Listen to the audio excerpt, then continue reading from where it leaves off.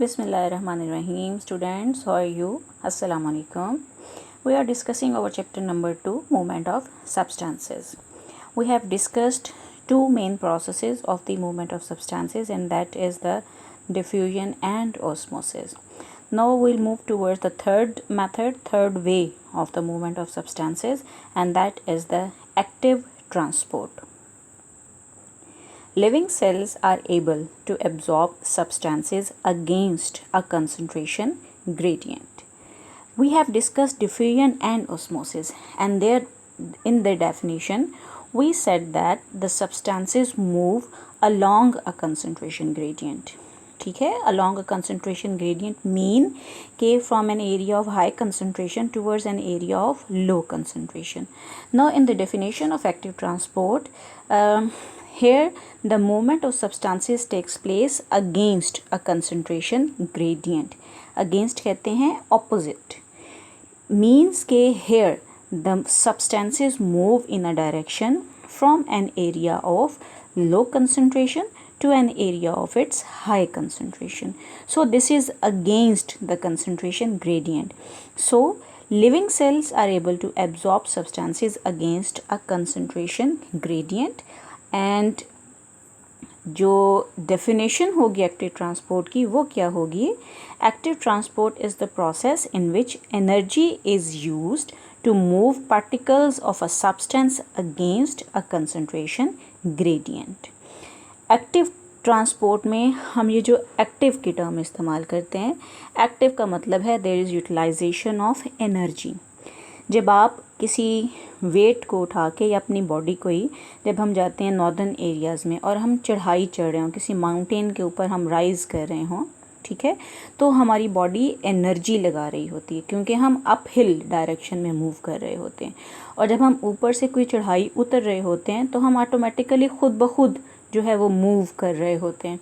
So expenditure of energy is more जब हम bottom से टॉप की तरफ मूव करते हैं. इसी तरीके से एक्टिव ट्रांसपोर्ट वो प्रोसेस है जिसमें जो पार्टिकल्स होते हैं किसी भी सब्सटेंस के, वो an area of low concentration से towards an area of high concentration move कर रहे होते हैं. सो इस मूवमेंट के लिए दे रिक्वायर्ड एनर्जी. सो इसी एनर्जी रिक्वायरमेंट की वजह से जो एक्टिव ट्रांसपोर्ट का प्रोसेस है that occurs only and only in the living cells. क्योंकि जो डेड सेल्स होंगे उनके अंदर there is no respiration, there is no production of energy. So cells को अवेलेबिलिटी ऑफ एनर्जी नहीं होती, so they can not use the energy to move the particles from an area of low concentration to high concentration. So this is the feature of the living cells, not the dead cells. Look at the graph. ये देखें, यहाँ पर movement of substances हो रही है against the concentration gradient. This is concentration here, x axis के along. ठीक है, अब देखें यहाँ से this is an area of low concentration and here is the area of high concentration. ठीक है, ये जो लेवल है ये x एक्सिस यहाँ पर कंसंट्रेशन शो हो रही है और जो ये है एरिया ये डिस्टेंस को शो कर रहा है इन एरियाज़ का आपस में डिस्टेंस. ठीक है, this is an area A, this is an area B. A area में कंसंट्रेशन लो है और B एरिया में कंसंट्रेशन हाई है. अब पार्टिकल्स, रेड एरो शो कर रहा है कि पार्टिकल मूव कर रहे हैं from A to B, so they are moving against the concentration gradient. So this process of movement of particles from an area of low concentration towards an area of high concentration with the expenditure of energy, this is known as the active transport. इसको अगर हम वो compare करें diffusion के साथ तो diffusion में देखें आप कि this is an area of point A high concentration and this is an area of low concentration. तो पार्टिकल्स जो थे वो मूव कर रहे थे डाउन अ कंसंट्रेशन ग्रेडियंट, या हम कहते हैं अलोंग अ कंसंट्रेशन ग्रेडियंट. ठीक है, सो अगर हाई से लो की तरफ मूवमेंट हो रही है तो this is without expenditure of energy, या हम कहते हैं this is a passive phenomena और इसको हम कहते हैं डिफ्यूजन. लेकिन अगर पार्टिकल्स जो हैं मटेरियल के वो मूव कर रहे हैं from an area of low concentration towards an area of high concentration, with the expenditure of energy, तो इसको हम कहते हैं कि दिस इज़ एक्टिव ट्रांसपोर्ट का प्रोसेस कहलाता है। ठीक है। Occurs only in living cells, ये मैंने अभी आपको पहले बताया। This is the characteristic feature या property of the living cells, because किस लिए? Living cell respire and release energy which is used in active transport. Dead cells अगर हैं तो उनमें there is no production of energy, so cells can not perform the process of active transport. In plants अगर हम देखें, root hairs take in dissolved mineral salts by active transport. Root hairs में first of all soil में से material enter होगा through diffusion. अब जब diffusion का प्रोसेस हो रहा है, सो एक टाइम पहुंचेगा कि जब रूट हेयर सेल्स के अंदर और रूट हेयर सेल्स के बाहर कंसंट्रेशन इक्वल हो जाएगी, लेकिन the plant still required mineral. So जो रिमेनिंग मिनरल होते हैं वो एक्टिव ट्रांसपोर्ट के ज़रिए फोर्सफुली रूट हेयर सेल्स के अंदर एंटर किए जाते हैं। उसका रिजल्ट क्या निकलता है कि रूट हेयर सेल्स के अंदर जो कंसंट्रेशन है मिनरल सॉल्ट्स की वो इंक्रीज़ कर जाती है as compare to the outer environment in the soil. So root hair cells की जो सराउंडिंग में, चलो मैं आपको डायग्रामेटिकली बताती हूँ। ये देखें, अगर ये रूट हेयर सेल हो गया, ठीक है, और ये आगे फर्दर सेल्स हैं। हम डिटेल में सारे सेल्स को नहीं ड्रॉ कर रहे, सिर्फ हमने अभी जो समझना है हम वो देख रहे हैं। मैं इंटरनल कोई ऑर्गेनल्स भी सेल के ड्रॉ नहीं कर रही हूँ। ठीक, अच्छा जी। नेक्स्ट अगर हम देखें अब, तो यहाँ हम बनाते हैं, ये सॉइल के पार्टिकल्स हो गए, दीज आर सॉइल पार्टिकल्स। और इन सॉइल पार्टिकल्स में क्या प्रेजेंट है? वाटर, ये, और वाटर के अंदर डिज़ोल्व्ड मिनरल सॉल्ट्स। ठीक है, ये सारा वाटर हो गया, and in this water there are dissolved mineral salts. In the start क्या होगा कि जो सॉइल का वाटर है उसके अंदर मिनरल की कंसंट्रेशन ज़्यादा है, तो डिफ्यूजन के प्रोसेस के ज़रिए ये जो सॉल्ट होंगे this will enter into the root hair cells. अब जब, तो अंदर क्या है, अंदर सॉल्ट जो है वो प्रेजेंट सेल के अंदर आ गए हैं। ठीक हो गया। अच्छा जी, अब डिफ्यूजन जब कंसंट्रेशन ग्रेडियंट फिनिश हो जाएगा, मीन्स के inner and outer, in the cell and outer environment में जो सॉल्यूट कंसंट्रेशन है वो इक्वल होगी, तो अब there is no more diffusion. अब नेक्स्ट क्या है कि फोर्सफुली इन सॉल्यूट पार्टिकल्स को सेल के अंदर एंटर किया जाता है, किसके ज़रिए? By active transport. ठीक है, पहले ये मूव कर रहे थे बाय डिफ्यूजन, और अब ये मूव कर रहे हैं बाय एक्टिव ट्रांसपोर्ट। अब क्या होता है कि एक्टिव ट्रांसपोर्ट की वजह से जो सेल का इनर एरिया है वहाँ पर सॉल्यूट की कंसंट्रेशन बिकम्स वेरी हाई। ठीक है, अब देखें, सेल के अंदर concentration is high, outside the cell the concentration of solute is low, but this solute या these salts are forcefully allowed to enter into the cell by a process of active transport. अब क्या होगा जब active transport हो गई, inside solute concentration becomes very high, because of which the inner solution becomes very much hypertonic. अब surrounding में hypotonic, ये देखें, ये हाइपरटोनिक हो जाएगा और जो सराउंडिंग है ये हाइपोटोनिक हो जाएगा। अब इसकी वजह से जो वाटर होता है वो ऑस्मोसिस के ज़रिए इन रूट हेयर सेल्स में एंटर हो जाता है। ठीक हो गया। अब नेक्स्ट क्या होगा कि यहाँ जो हमारा ये वाला सेल है इसको मैं सेल 1 कह देती हूँ, this is cell 2 and this is cell 3। ठीक है, अब क्या है कि अब सेल 1 में सॉल्यूट कंसंट्रेशन बहुत ज़्यादा हो गई है, तो ये सॉल्यूट डिफ्यूजन के ज़रिए इधर आ जाएगा, यहाँ पर एंटर हो जाएगा। जब यहाँ एंटर होगा तो ये हाइपरटोनिक हो जाएगा और ये हाइपोटोनिक, जो 1 सेल है वो हाइपोटोनिक हो जाएगा, 2 हाइपरटोनिक हो जाएगा। इस वजह से जो वाटर है वो इधर रश कर, इस तरह ये सॉल्यूट कंसंट्रेशन ग्रेडियंट आगे फॉरवर्ड डायरेक्शन में ट्रांसफ़र होता जाता है, और ये सॉल्यूट जो है ये नेक्स्ट सेल्स में ट्रांसफ़र होते जाते हैं। और इन द एंड क्या होता है कि हमेशा जो सेल 1 है वहाँ सॉइल के कंपैरिजन में कम रहेगी और ये ट्रांसपोर्ट का प्रोसेस जो है ये कंटिन्यू रहता है। पहले सॉल्ट जो है वो एंटर होता है रूट हेयर सेल्स में through diffusion and then active transport, और उसको फॉलो करते हुए जो वाटर है वो भी सेल्स के अंदर मूव कर जाता है। So in this way the water is absorbed from the soil and the minerals are absorbed from the soil into the cells of the roots। ठीक है बेटा, क्लियर हो गया। So root hairs take in dissolved mineral salts by active transport and water enters the cell by osmosis। ये अभी मैंने आपको diagram में ये चीज़ क्लियर की है। इन एनिमल्स अगर हम देखें तो glucose and amino acids are quickly absorbed by the small intestine by active transport.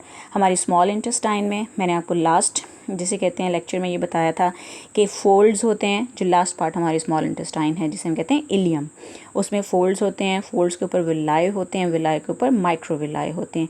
किस लिए? सरफेस एरिया इंक्रीज़ करने के लिए। अब जितने भी डाइजेस्टेड मटीरियल है that is in the form of glucose and amino acids, glucose and amino acids concentration high होती है और ये डिफ्यूजन के ज़रिए जब इंटेस्टाइन के जो ब्लड कैपिलरीज उसमें एंटर हो जाता है तो अभी फिर क्योंकि डिफ्यूजन हुई है so there is dynamic equilibrium, there is great amount of glucose and amino acids still present in the intestine that must be absorbed also. अब उसको एब्जॉर्ब करने के लिए फिर क्या मेथड एडॉप्ट किया जाता है? एक्टिव ट्रांसपोर्ट का। ठीक है कि बेशक इंटेस्टाइन की अंदर जो इंटेस्टाइन का लेमन है वहाँ कंसंट्रेशन अब लो हो गई है, लेकिन इस लो कंसंट्रेशन में भी जो ग्लूकोज प्रेजेंट है that must be absorbed into the blood. So इसलिए फिर उसको forcefully by the process of active transport with the help of the energy जो ग्लूकोज है उसको लो कंसंट्रेशन के एरिया से हाई कंसंट्रेशन का एरिया जो कि ब्लड है उसमें एब्जॉर्ब कराया जाता है, वहाँ पर ये मूवमेंट होती है। So maximum amount of glucose and amino acids is absorbed from the intestine। ये मूवमेंट पहले डिफ्यूजन के ज़रिए होगी और बाद में फिर एक्टिव ट्रांसपोर्ट के ज़रिए होती है ये। अच्छा जी, this is all about the active transport. Now there is another process that is known as endocytosis. इस प्रोसेस के ज़रिए भी बहुत सारे मटेरियल जो हैं वो आउटसाइड द एनवायरनमेंट से इनटू द सेल एंटर होते हैं, लेकिन ये वो जो पार्टिकल्स हैं वो सेल की मेम्ब्रेन को क्रॉस नहीं कर सकते, means they are of larger size. ठीक है, अब सेल के अंदर वो रिक्वायर्ड हैं तो उसके लिए फिर एक स्पेशल प्रोसेस अडॉप्ट किया जाता है उन सब्सटेंसेस की मूवमेंट के लिए, और उस प्रोसेस को हम कहते हैं एंडोसाइटोसिस। इसे हम इसमें प्रोसेस में क्या होता है कि जो भी मटेरियल रिक्वायर्ड है that touches the cell membrane, और फिर सेल मेम्ब्रेन इनफोल्ड होकर और एक एक्सटेंशन सी बना देती है और फिर वो सेल के अंदर साइटोप्लाज्म का पार्ट बन जाती है। ये मैं आपको भी डायग्राम्स में ये क्लियर करती हूँ। इसकी डेफिनेशन क्या है? This is a process of bringing particles into a cell using extensions of cellular membrane। यानी इसमें सेलुलर मेम्ब्रेन जो है वो पार्टिसिपेट कर रही होती है, वो डायरेक्टली इन्वॉल्व होती है इस प्रोसेस के अंदर, लेकिन इसमें क्या है? Particles are moving into a cell, यानी सेल के अंदर पार्टिकल्स जो हैं वो एंटर हो रहे हैं। ठीक है, अगर जो पार्टिकल एंटर हो रहे हैं that is a food material, या हम कह सकते हैं कि दैट इज़ सॉलिड पार्टिकल। ठीक है, यानी सॉलिड फॉर्म में अगर पार्टिकल का इनटेक हो रहा है, या हम इसको ऐसे भी कह सकते हैं कि अगर endocytosis is of solid particles then the process of endocytosis is known as phagocytosis.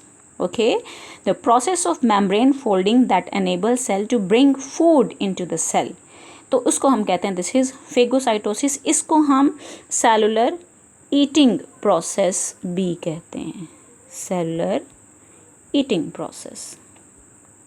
Okay, अच्छा जी, नेक्स्ट देखते हैं हम। Next process is pinocytosis. अब अगर एंडोसाइटोसिस का फिनोमेना है लेकिन जो मटेरियल इनटेक जिसका किया जा रहा है दैट इज़ वाटर, कौन सा मटेरियल है वो? इनटेक करने वाला मटेरियल इज़ वाटर, तो उसको हम कहते हैं दिस इज़ पिनोसाइटोसिस। यानी this is also known as drinking of cell, कि सेल जो है वो ड्रिंकिंग कर रहा, पानी पी रहा है, तो वो प्रोसेस क्या कहलाएगा? पिनोसाइटोसिस। अगर सेल खाना खाता है तो फेगोसाइटोसिस, और अगर सेल पानी पी रहा है तो वो pinocytosis. So the process of membrane folding that enable cells to bring water into the cell, तो उसे हम कहते हैं दिस इज पिनोसाइटोसिस कहलाता है। Now there is another term that is known as the exocytosis.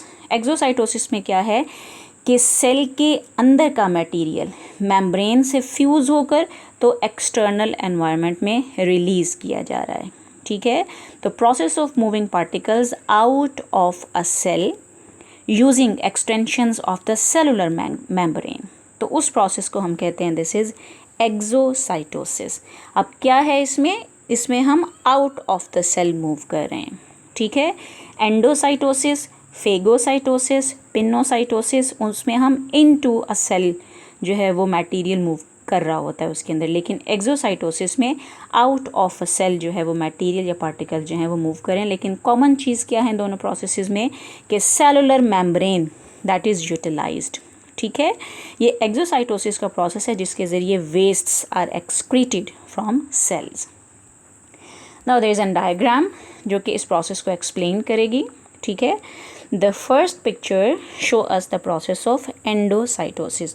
The look here, ये particles हैं और ये देखें ये सेल मेम्ब्रेन के साथ, सेल मेम्ब्रेन थोड़ी सी अंदर की तरफ एक क्लेफ्ट क्रिएट होगा, ये देखें गहरा सा एक गढ़ा सा बन रहा है। ये मटेरियल जो है ये सारे का सारा इसके अंदर एंटर हो जाएगा। अब क्या है ये जो ये एजेस हैं इसके, they will come closer to each other, ये एक दूसरे के पास आ जाएंगे। यहाँ देखें they are coming closer to each other. फिर ये इतने क्लोज हो जाते हैं कि ये एक दूसरे के साथ मिल जाते हैं, जैसे ये देखें यहाँ मिल गए, और फिर मिलने के बाद ये मेन मेम्ब्रेन से डिटैच हो जाते हैं, ठीक है। जब ये डिटैच हुए तो ये देखें ये क्या बन गया, दिस इज़ अ वैक्यूल, और इस वैक्यूल को हम कहते हैं दिस इज़ फूड वैक्यूल, क्योंकि इसके अंदर फूड पार्टिकल्स जो हैं वो पाए जाते हैं। यहाँ अगर हम एक चीज़ देखें तो यहाँ से जो मेम्ब्रेन की लेंथ है दैट इज़ डिक्रीज्ड, क्योंकि मेम्ब्रेन का पीस कट होकर तो वो फूड वैक्यूल की मेम्ब्रेन बन जाता है, ठीक है। सो क्या हो रहा है, मेम्ब्रेन जो है उसकी लेंथ डिक्रीज़ हो रही है, वो कट ऑफ हो रही है, वो ओवरऑल उसका जो पार्ट है वो लेस हो रहा है, ठीक है। This is endocytosis. एक्सोसाइटोसिस में देखें क्या होगा कि ये पार्टिकल है, वेजिकल है एक, ये इसकी मेम्ब्रेन है इस वेजिकल की, और इसके अंदर वेस्ट मटेरियल फिल्ड है, ठीक है। First of all this will touch the membrane, इसने मेम्ब्रेन को टच करना है। आहिस्ता आहिस्ता इसके जो एजेस हैं ये ओपन होना शुरू हो जाएंगे, फिर ये फुली ओपन हो जाएंगे and all the material is excreted into the surrounding environment. Here the length of the membrane is increased, यानी मेम्ब्रेन जो होती है दैट इज़ ऐड हो रही है मेन मेम्ब्रेन के अंदर। सो ओवरऑल लेंथ जो है उसकी वो क्या होती है, वो इंक्रीज़ हो जाती है, ठीक है बच्चों। समझ आ गया है, क्लियर हो गया ये, चलें good. Our chapter is finished now. हमने इस चैप्टर के अंदर जो जो टॉपिक्स हमारे सिलेबस में शामिल थे वो हमने कम्प्लीटली कवर कर लिए हैं, and this is the summary of the chapter. हमने इसके अंदर जो सब्सटेंसेस की मूवमेंट होती है उसमें जो जो प्रोसेस इन्वॉल्व हैं, वो मूवमेंट चाहे इन टू अ सेल हो रही है या आउट ऑफ द सेल्स हो रही है, हमने वो तमाम प्रोसेसेस को डिस्कस किया। सबसे पहले हमने देखा that what is diffusion, net movement of molecules और ions down a concentration gradient, ठीक है। अब इसमें क्या है, स्पेशली ये रेफ़र करती है किसी भी सब्सटेंस को, चाहे वो गैशियस फॉर्म में है, चाहे वो लिक्विड फॉर्म में है, या चाहे वो सॉलिड फॉर्म में भी है, जो सॉल्यूट के पार्टिकल्स होते हैं, ठीक है। And the most important thing is that membrane is not required, membrane इसमें मस्ट नहीं है, मेम्ब्रेन हो भी सकती है लेकिन membrane is not must in the process of diffusion. Osmosis क्या होती है, this is the net movement of water molecules across a partially permeable membrane from a solution of high water potential to a solution of lower water potential. इसमें सिर्फ और सिर्फ water की movement जो है this is involved, only and only solvent molecule जो हैं वो मूव करते हैं, and here the partially permeable membrane is required, क्योंकि ये मूवमेंट होती ही across a partially permeable membrane होती है, ठीक है। इन दोनों प्रोसेसेस में सिमिलैरिटीज़ क्या हैं कि ये पैसिव प्रोसेसेस हैं सारे। Here energy is not required, और मूवमेंट जो हो रही है वो डाउन अ कंसंट्रेशन ग्रेडियंट हो रही है, means from an area of high concentration towards an area of low concentration. The third process that we studied is the active transport. This we discussed today, or this is the movement of substances across a membrane. Here also membrane is required against a concentration gradient, means के from an area of low concentration towards an area of high concentration. ठीक है, and here the energy is required. So I think कि अब आपको ये तमाम processes जो हैं ये क्लियर हो गए होंगे। इंशाल्लाह नेक्स्ट टाइम जो नेक्स्ट लेक्चर होगा हमारा, उसमें हम इसकी एक्सरसाइज को डिस्कस करेंगे। टिल देन, अल्लाह हाफिज़, stay safe, stay home and stay blessed.